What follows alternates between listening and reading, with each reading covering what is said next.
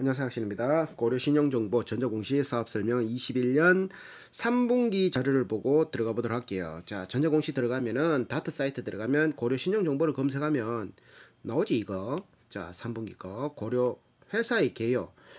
연결대상 종속회사 현황, 종속회사는 종처럼 부릴 수 있는 회사. 옛날 기사가 시종 데리고 댕기잖아. 그 애가 뭐하노? 밥하고 빨래하고 먹을 거 구해오고 뭐 심부름하고 뭐 그러면서 뭐 받노? 뭐 이렇게 기술 받는 거 아이가 맞지? 그런 것처럼 종처럼 부릴 수 있는 회사를 종처럼 속해 있다고 해서 종속회사. 관계회사는 그냥 지분 얼마가 있어서 그냥 관계돼 있는 그냥 연결 대상은 이런 식으로 연결돼 있다고 하는 그런 게. 상장회사는 하나도 없고 비상장회사 두 개가 있다. 감소된 거는 한 개다. 그래서 지금은 한 개가 있다. 자, 어떤 거 신규로는 없는데 연결 제외되는 거 없어진 게 인터랙션 코리아를 청산 종결. 뭐 청산 종결이라는 말은 돈이 안 됐겠지. 자, 당사의 명칭은 고려 신용 정보라고 한다. 고려 크레딧 인포메이션. 이렇게 설립일자 91년 6월 27일 날 설립했고, 신용조사업은 타인의 상거래, 재산, 자산, 금융거래, 금융 기타 경제상의 신용에 관한 사항을 조사하여 의뢰자에게 알려주는 업을 신용조사. 그러니까 뒷조사인데 자산, 금융, 기타, 뒷조사, 신용조사. 서울경찰청 허가를 받아야 되고, 자, 98년에는 채권 출시업을 허가받았다. 1년 뒤에. 요것만 했으면 돈이 안 되네. 돈을 받는 걸 해야 되겠다. 돈을 받아내는 거. 보통 사채업자들이 많이 하는 거지, 맞지? 영화에 많이 나오는 거. 2002년에는 1월에는 코스닥 시장에 상장. 채권 출시법은 위임을 받아 채권자의 돈 받을 사람의 위임을 받아 변제하기로 한 약정할까지 채무를 변제하지 않은 자에 대해 돈 빌려간 놈에 대해서 재산조사, 변제의 촉구 또는 채무자로부터 돈 받을 사람으로부터 변제금 수령을 통하여 채권자를 대신하여 돈 받을 사람 대신하여서 추심 채권을 대행하는 사람을 본대. 그래서 거기에 대해서 수수료 묻는 멋지지 사업. 야, 심플하다. 더럽지만 남들이 쉽게 하지 않는. 이거는 눈물을 흘리는 거라 가지고 돈 받을 때 뭐 사정 인정 사정 다 봐주면 돈 우회 받는 맞지? 옛날에는 그런 관련된 법이 없을 때는 막 이렇게 깽판 지기고 막 나오잖아요. 영화에 많이 나오는 것처럼. 근데 지금은 요즘도 그래 하는 데도 있겠지. 근데 지금 이거는 고려신용정보 같은 이런 큰 곳은 이제 코스닥 상장까지 되는 데는 이미지를 굉장히 크게 해야 되기 때문에 그런 코 묻은 것까지 이미지를 날리는 거 해버리면 박살 날 수 있으니 그렇게까지는 안 하는데 그래도 있겠지. 맞지? 그래서 이거는 좀 애매하지만 신기하다. 신용정보 이용에 관한 법률을 받고 신용정보법을 받고 중견기업에 해당된다고. 이게 중견기업이야. 중견기업에 해당된다.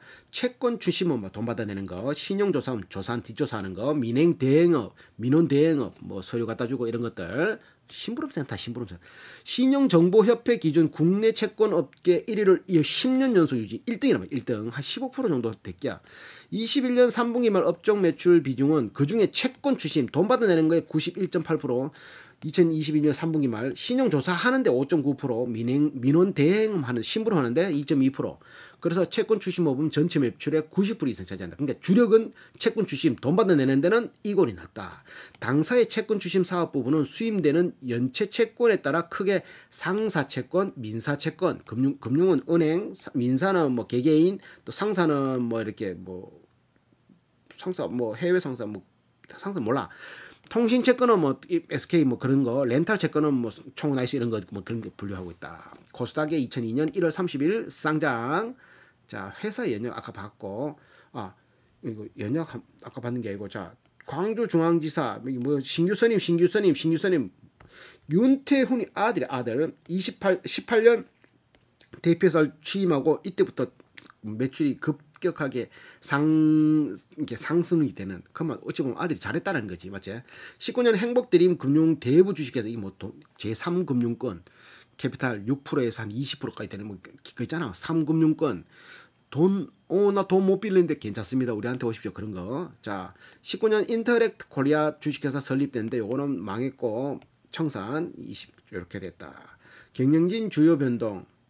패스. 자, 자본금 71억에서 변함이 없다. 주식은 4천만 주를 발행할 수 있는데 1430만 주를 발행했고 자기 주식 수는 38만 8천 주를 샀다. 신탁 계약에 의해서 샀다. 수탁자 보유 물량 37만 주 합쳐서 38만 8천 주는 가지고 있다. 자, 가지고 있다. 정관에 관한 사항 필요 없고. 사업 내용. 채권 출시법은 부실 채권에 대한 효율적인 회수 관리를 통해서 채권자의 유동성 확보 및 채권자라는 돈 받을 사람의 유동성 확보, 돈을 받아야지 유동성이 풀리니까 유동성 확보, 채무자의 신용 회복을 촉진하여 기업의 자산 건전, 좋게 말하면 채무자의 신용 회복, 돈 갚았으니까 채무 불량이 없잖아. 그러니까 얘한테는 채무 신용을 회복시켜주는 일을 하는 거고 얘한테는 돈을 받아주는 일은, 그러니까 자기는 중간에서 완전히 좋은 거 하네. 맞지? 기업의 자산 건전성 제고를 위한 신용사회 정착에 기여하고 있다. 웃기고 있네. 채권 출시법은 당사의 주력 사업으로서 용역 매출 일을 해주는 게 전부를 차지하고 있고 따라서 우수 인력의 유지 확대, 그러니까 인원들이 인적 자원 풀이 매출과 연관된다는 거지. 확대가 매출 신장의 주요 요인이고 사업 특성상 동종업계 채권 출신 인력은 대부분 위임직으로 구성되어 있다. 위임직 딱 구성해. 이거는 그럼 정규직이야? 인력의 공급에 선행한 채권 물량 확보는 그런가 아까 전에 무슨 어떤 은행 채권 물량 확보가 또 하나의 절대적인 매출 요인이 된다. 그러니까 그런 것만 잘 빼와도 맞지. 영업을 통하여 수주된 채권은 추심 인력에 적합한 채권 추심 적법한, 그래 적법하게 해야지. 이로 인해 발생되는 수수료가 당사의 채권 추심 매출이다. 요거 정상적으로 하면은 괜찮지 맞지? 비정상적으로 나오니까 사람이 다치고 막 피를 보고 하는 거야. 유동화 자산 관리 업무를 하기도 하고 신용조사업 제3자의 의뢰를 받아 특정인의 의뢰를 받아 신용조사를 신부를 쓴다. 신용정보를 그 의뢰인의 제공하는 행위로 수수료 받는 거. 자, 민원 대행 딜리버리 서비스는 이제 배달 신부를 쓴다. 딜리버리 서비스는 의뢰인이 요청한 주요 서류, 약정서, 신청서, 뭐 특별한 등기부 등본, 여신 관리용 서류, 뭐 여러 가지 그런 것들 그냥 의류 그 수수료 얼마 받아서 전달하는 거. 종속회사 행복드림 금융 대부 주식회사는 좋게 말해서 제3금융권 종속회사의 주사업은 부동산 담보대출 대출 안 되는데 대출 해주게 하는 거. 자, 서비스는 고려 신용정보에서는 신용조사업 요게 62억 매출 5.8% 채권 추심업 돈 받아내는 거지. 이게 메인이야. 937억 90% 매출 차지하고 민원 대행업 심부름 요거 23억 2.2% 행복드림 대부 돈 빌려주는 거 19억 매출.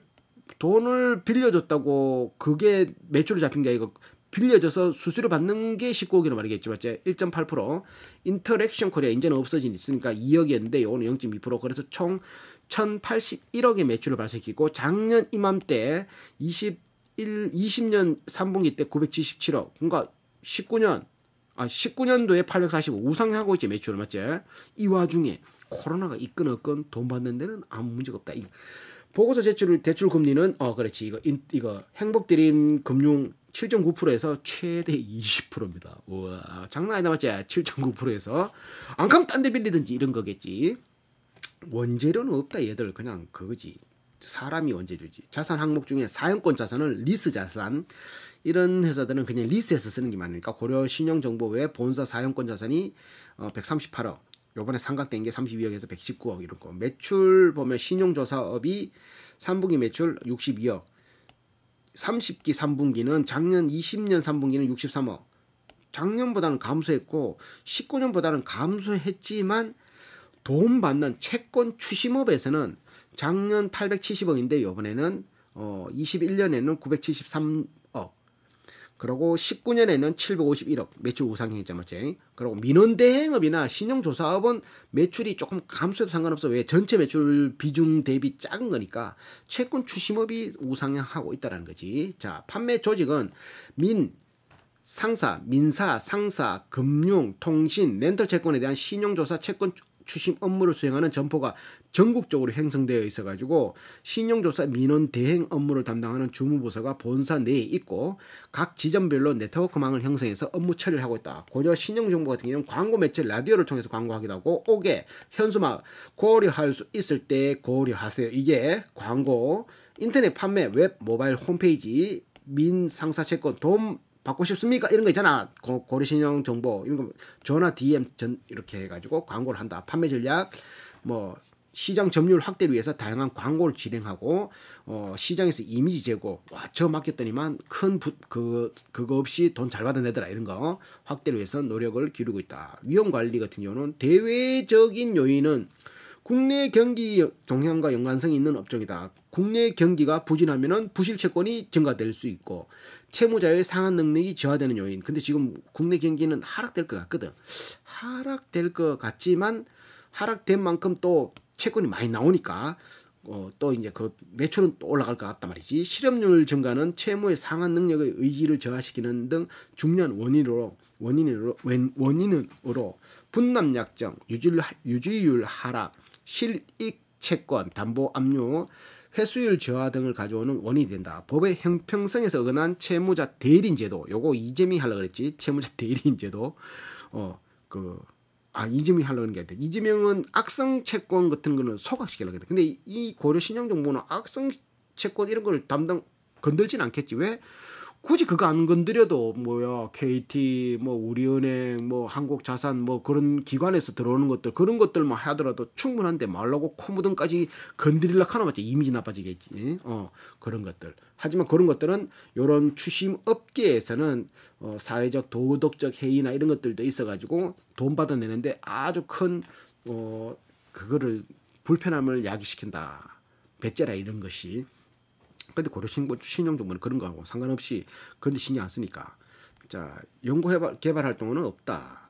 참고사항으로서는 91년 6월에 설립하고 91년 10월에 신용조사업 허가를 하고 96년에 민원 대행업 심부름센터이지 98년에 IMF 때 채권 추심업 허가 취득으로 영위하고 있고 채권 추심업은 95년 신용정보의 이용에 관한 보호에 관한 법률 신용정보법 최초 제정된 이후 지속적인 발전을 거듭하고 있고 외환위기 이후 위기 이후 금융기관 일반 기업체의 부실 채권이 급증하면서 받을 거 경제 시스템 윤활유 역할을 수행해왔고 자 수입 영역 확대, 민사채권, 위임직 채권 추심인 등록제, 협회 법정 기구화 등 주요 개정 내용이 포함되었던 신용정보법이 전부 개정안으로 2009년 10월에 시행되면서 개정되면서 국내 금융 및 경제 발전의 주요 인프라로 자리매김했다. 이제 이거는 하나의 틀로 자리 잡혔다는 거예요. 시스템으로. 국내 신용정보 회사 채권 추심업을 영위하는 회사는 총 23개인데 그중에 넘버탑이 고려신용정보다. 이렇게. 자, 국내 채권 추심업은 외환 위기를 극복하면서 금융기관 및 일반 기업체의 부실 채권에 대한 회수 업무를 시작으로 현재까지 꾸준히 성장했고 2000년부터 정부 주도의 금융 소외자 신용 회복 프로그램을 통해서 한 단계 성장하는 모습을 보였고 2000년 후반 뭐고 이명박이겠지. 공기업 선진화 방향 일환으로 이것도 맥쿼리 인프라와 일맥상통하는 거지. 공공기관에서 수행하고 있는 채권 추심 업무의 일부가 민간에게 위탁되고 있고 한국자산관리공사, 신용보증기금, 기술보증기금, 무역보험공사 2009년 10월 2일부터 시작된 신용정보법이 개정안으로 인해서 신용정보회사가 수입 영역이 민사채권, 집행권한이 인정된 것까지 확대되대. 민사채권은 집행권한도 인정되네. 이거 어떻게 해석해야 되지?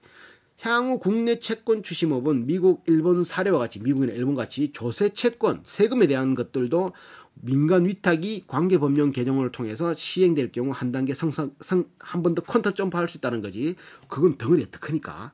우와, 작살나지. 맞지? 이거 없어도 괜찮은데 채권 추심업은 경기 침체기에 부실 채권 증가로 인해서 수주 물량이 증가되나 채무자의 채무 상환 능력 아까 전에 말했던 거 회수율이 감소되는 현상이 있고 반대로 경기 상승기에는 적정 시세 유지 및 채무자의 채무 상환 능력 상승과 동반하여 수주된 채권의 회수율이 상승된다. 돈이 빨리 돌고 채권 추심업은 경기 상황에 따른 매출 신장 감소 요인을 동시에 보유하고 있기 때문에 경기 변동은 타사업 대비 미치는 영향이 적다고 판단된다.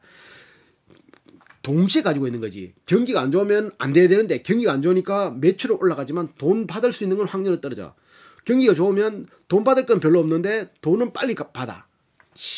그러니까 경기 변동에 의미 없다. 시장여건 신용정보법 정부 개정안 시행으로 민사채권 시장 개방, 상거래 채권 잠재 시장 발굴 등이 요인이 채권 추심 시장의 지속적인 확대에 긍정적인 요인을 미치고 있고, 그리고 최근 같은 경우는 개인정보 유출이 사회적 이슈가 됨으로 따라서 업계 전반적으로 추가적인 보안 인프라 구축의 필요성이 제기되고 있는 상황이다.